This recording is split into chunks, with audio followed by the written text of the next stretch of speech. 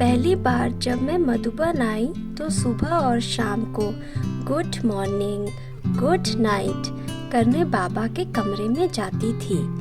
एक रात को लच्छू दादी टॉर्च लेकर सबको मच्छरदानी, बिस्तर आदि ठीक मिले या नहीं ये देखने कमरे में जा रही थी। उस समय मैं भी उनके साथ थी।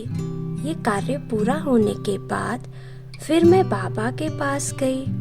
बाबा ने समझ लिया कि ये दोबारा आई है, माना कुछ बात है। बाबा ने पूछा कि बच्ची, क्या तुम्हें कोई आशा है? मैंने कहा हाँ बाबा, मेरी एक आश है। बाबा ने पूछा क्या? मैंने कहा बाबा, मैं ध्यान में जाना चाहती हूँ।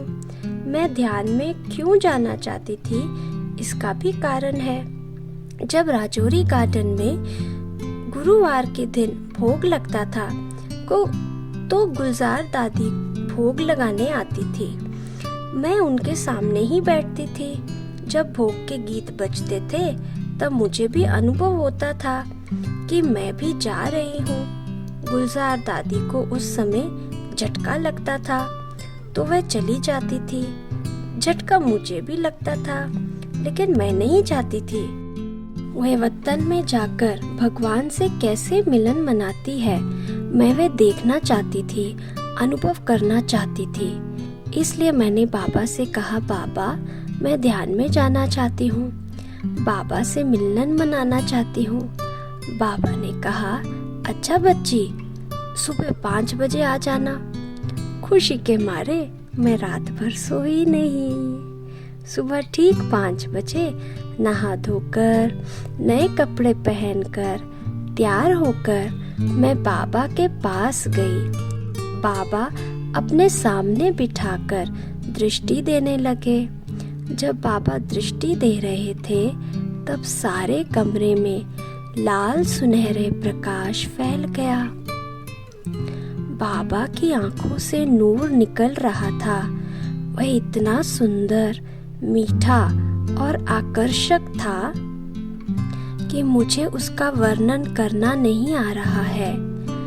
बाबा का वो चेहरा, वो नैन, वह रोशनी मन को मोहित करने वाली थी। मुझे ऐसा अनुभव हो रहा था कि मैं सागर में समा गई हूँ। ये अनुभव करते करते मुझे ये महसूस हुआ कि अभी शिव बाबा ब्रह्मा तन में हैं। मैं अपने आप से कहने लगी कि जिनसे मुझे मिलने जाना था वह तो यहाँ आ गए, मैं वहाँ जाना नहीं चाहती। मन ही मन कहने लगी कि बाबा मुझे ध्यान में नहीं जाना है, मुझे ध्यान में नहीं जाना है, मुझे बाबा से मिलने का अनुभव करना है। वह तो अभी यही हो रहा है। बाबा, मुझे ये छोड़कर वहाँ नहीं जाना है। बच्ची, तुम्हें वतन में जाने की जरूरत नहीं है, वतन ही तुम्हारे पास आ जाएगा। बाबा ने ये भी कहा कि तुम्हारी दृष्टि से सामने वाली आत्माओं को बाबा की दृष्टि का अनुभव होगा। बाबा के ये महावाक्य मेरे लिए जिंदगी में वरदान बन गए। जब बाबा को भोग लगता है तो आज भी मुझे अनुभव होता है कि मैं वतन में हूँ। हालांकि मैं वतन में जाती नहीं हूँ, परंतु मुझे ऐसा अनुभव होता है कि मैं वतन में बैठी हूँ, बाबा से मिल रही हूँ।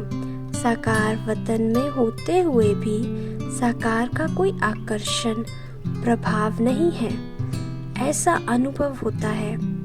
ध्यान में ना जाते हुए भी ध्यान में जाने की अनुभूति, संदेश जानने की अनुभूति होती है।